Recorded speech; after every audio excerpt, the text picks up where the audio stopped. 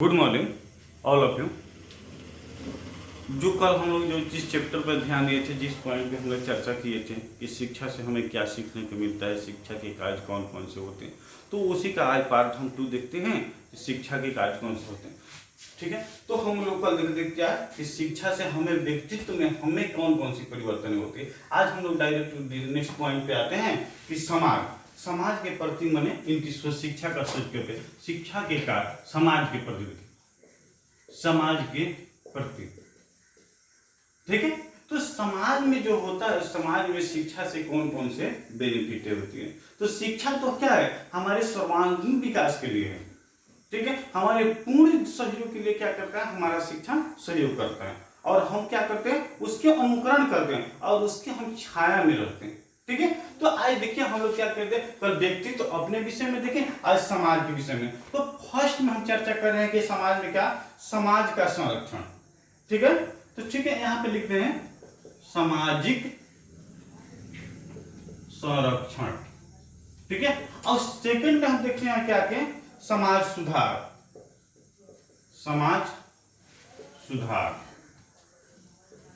ठीक है, तथा प्रगति। ठीक है, उसके बाद हम नेक्स्ट देखते हैं सामाजिक भावना का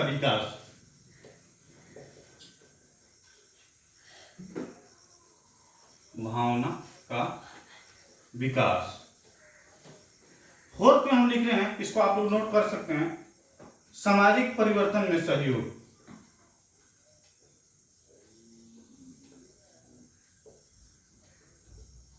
सामाजिक परिवर्तन में सहयोग। ठीक है, तो देखिए यहां पे कि सामाजिक संरक्षण। ठीक है, यह सामाजिक संरक्षण या विरासत इसको भी बोलते हैं, या संस्कार भी हम कह सकते हैं, या यहां पे हम संस्कृति भी बोल सकते हैं। ठीक है, तो जब हम समाज में रहते हैं तो किसी ना किसी संरक्षण में रहते हैं। उसका क्या होता है, शेड्यूल होता है, एक नियम होता है, एक रूल होता है, और उस नियम और रूल के अनुसार क्या करते हैं, हम कार्य करते हैं। तो प्रत्येक समाज के अपनी क्या होती है, एक सभ्यता होती है और एक संस्कृति होती है। ठीक है, और उस संस्कृति और सभ्यता पर हमें क्या होती है, ज्यादा गर्व रहती है और हम क्या करते हैं, उसके संरक्षण में रहते हैं। ठीक है, और उसकी जो भी मान्यताएं होती है, जो भी बातें, उसे हमें क्या करना पड़ता है, मानना पड़ता है। शिक्षा का कार्य नई पीढ़ी की क्या करना, प्रभावित करना, पुरानी पीढ़ी से क्या करना, उसे अवगत करना और नई पीढ़ी के प्रति क्या करना, उसे जागरूक करना, समाज के संस्कृति का मूल्यों को व्यवहार में क्या करना, लाना। ठीक है, तो यहां देखिए कि जब सामाजिक संरक्षण या सामाजिक संस्कृति, जो हमारी पुरानी संस्कृति है, जो हमारी पुरानी कल्चर, इसको क्या करें, हम भूल न पाए, इसी के अनुसार, इसी के अनुकूल क्या करें, हम कार्य करें। तो इस प्रक्रिया का कार्य समाज के संस्कृति विरासत का संरक्षण करना तथा एक पीढ़ी से क्या करना, इसे किसी दूसरे पीढ़ी से अवगत कराना। तो जो हमारी कल्चर है, जो हमारी संस्कृति है, वो क्या करती है, सामाजिक संरक्षण। समाज क्या करती है, उसका निगरानी करती है। ठीक है, और उसको क्या करती है, एक स्थान से, जैसे देख रहे हैं यहाँ पे हम लिख रहे हैं, एक स्थान से क्या करती है, दूसरे स्थान के लिए क्या करती है, उसे जागृत करती है।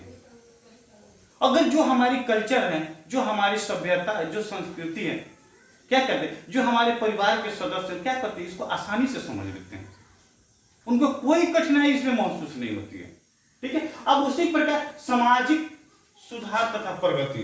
अब समाज सुधार तथा प्रगति का नाम सुने, मनुष्य क्या है, सामाजिक प्राणी है और वह समाज में रहना चाहिए, समाज के प्रति उसके क्या होते हैं, एक उत्तरदायी होते हैं।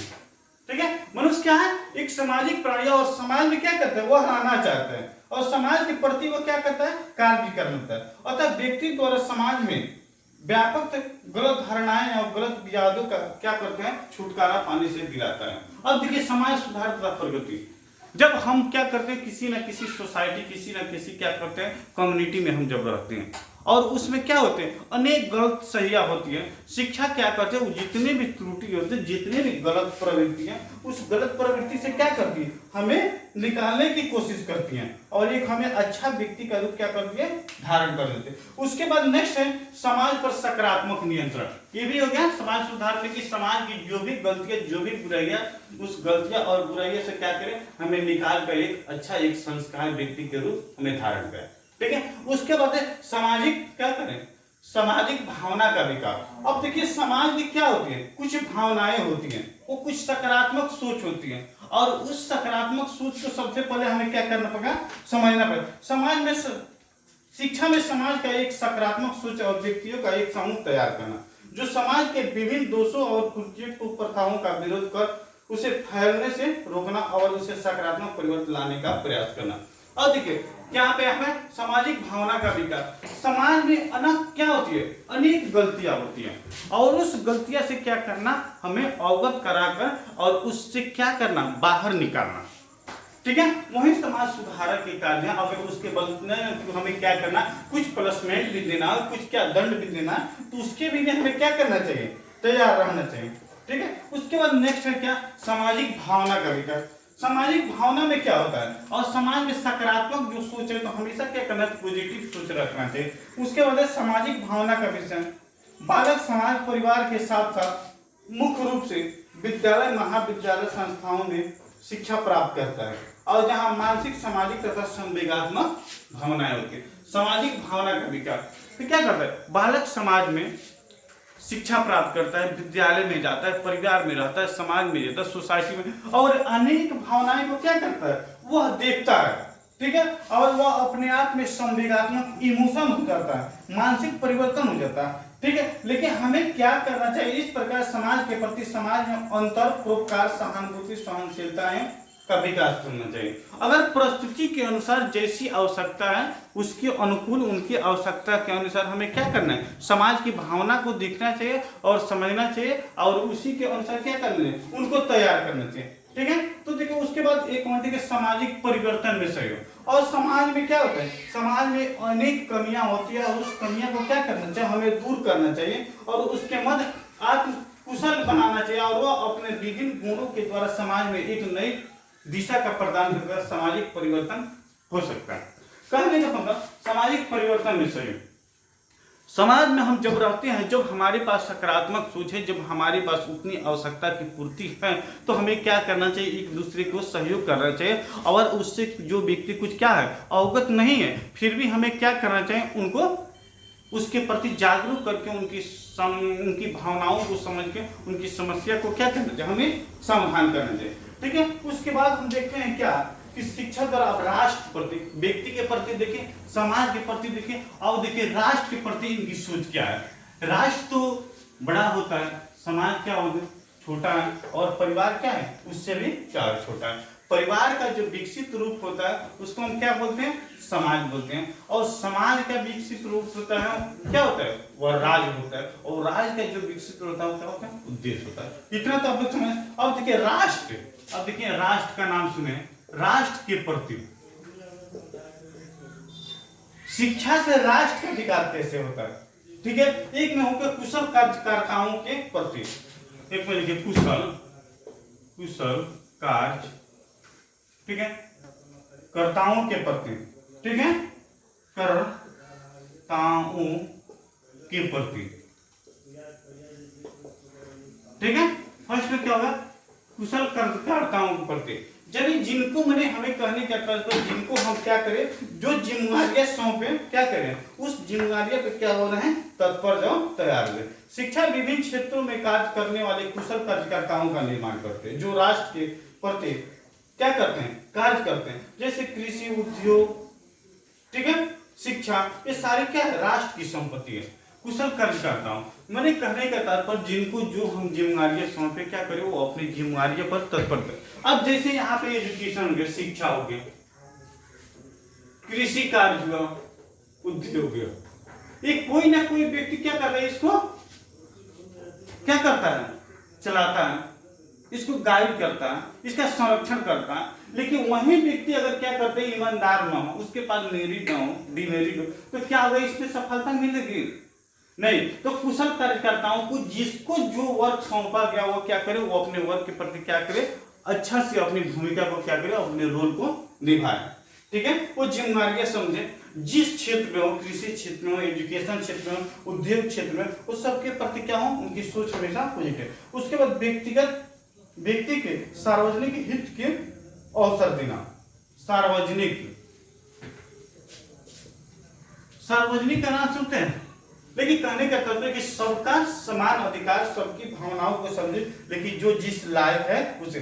व्यक्ति के हित के कारण व्यक्ति को पारस्परिक दोष, कुटता या असहनशीलता की भावना बढ़े। शिक्षा के द्वारा व्यक्ति में अनुशासनहीनता होने के चाहिए और इसी वजह से उनकी इच्छा को हमें समझना। सार्वजनिक, जो जैसा करे क्या करें, उसी के अनुसार उसका क्या होना चाहिए, परिणाम होना चाहिए। ठीक है, उसके बाद देखते हैं नागरिक तथा सामाजिक कर्तव्य। यहां पे देखिए फर्स्ट में नागरिक तथा सामाजिक कर्तव्य। ठीक है, सामाजिक कर्तव्य माने जो आपकी जो क्या है, आप एक अच्छे नागरिक है, एक अच्छे नागरिक होने के बाद आपकी जो माने क्या है, जो रोल है, जो भूमिका है, उसे क्या करना चाहिए, आपको अच्छे से निभाना चाहिए। ठीक है, राष्ट्र का विकास, चौथा राष्ट्र का विकास। राष्ट्र के विकास के लिए हमें क्या होना चाहिए, हर पल हर कदम पे क्या होना चाहिए, तैयार रहना चाहिए। उसके बाद हम आपको दिखा देना क्या, राष्ट्र में अनुशासन।